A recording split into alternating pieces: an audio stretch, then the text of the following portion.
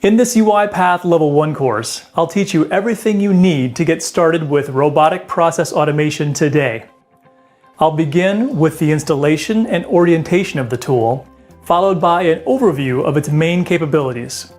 Then, I'll provide clear and easy-to-follow demos of several features to explain how you can use them to automate business processes against target systems like desktop applications, email, Excel spreadsheets, files, websites, and Citrix remote desktop terminals with no programming.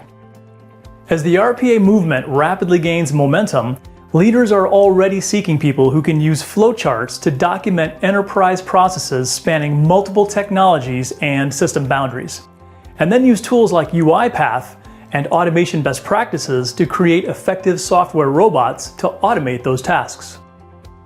Start learning how to use one of the leading RPA tools to create software robots today, and discover just how much value you can add to any company.